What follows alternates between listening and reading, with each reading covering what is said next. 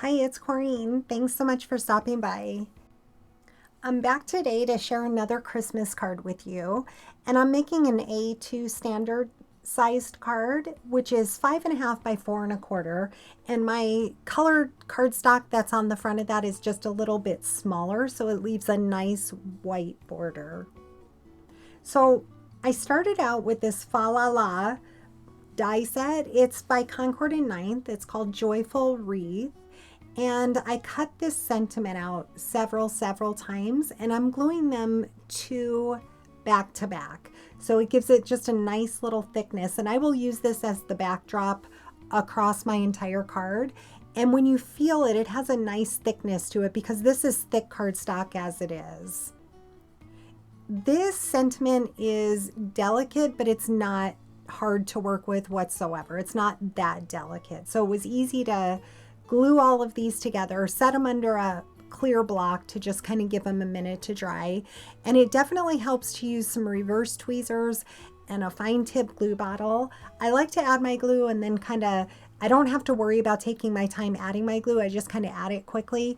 And as long as you stamp it off on a scrap piece of paper first, it kind of gets rid of most of the glue so it doesn't seep out. So now I'm just going to add that to my card mat. The card mat that I'm using is eucalyptus. I just added that, alternating the font so it looked like a pattern paper. And now I will cut off the excess, and I will also add a few pieces to, I think, the top and the bottom, just to make it look like a continuous font. Once I've had a chance to dry, I just kind of set all my scraps aside. I will cut off the rest, and I'm using some long scissors by Tim Holtz.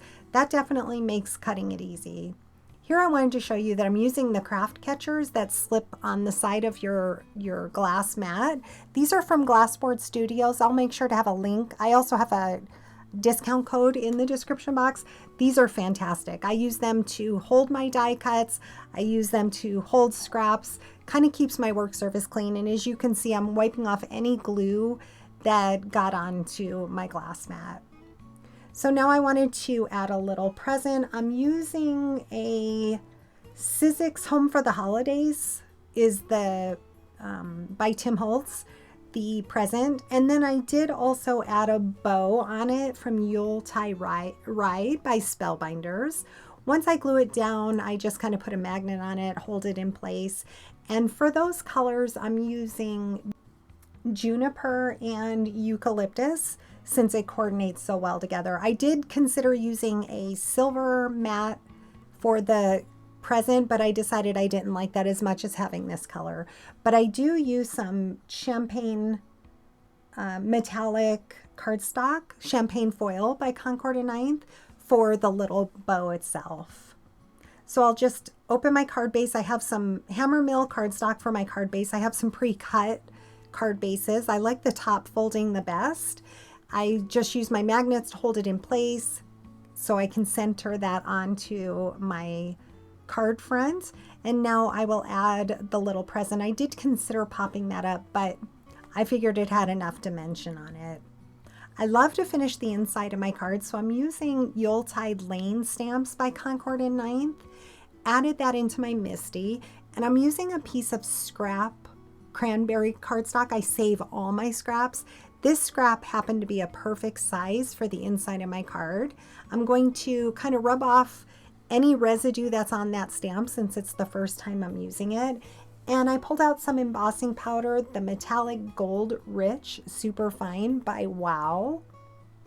Using my Versamark ink pad, I stamped that a couple of times, I think 3 to be exact. And I will go ahead and add my embossing powder, tap that off, and you really want to get your heat gun nice and hot. So I do edit that part out, but I did leave my heat gun running for probably a good minute before I took it to my cardstock. I'm just kind of tapping off any of the excess powder, putting it back into my jar, and I like to heat it from the back side. It just kind of gives it just a smooth look, and it doesn't remove any of the embossing powder from the front. I love the process of that. And this big, bold sentiment, I love it. Perfect for the inside of this card.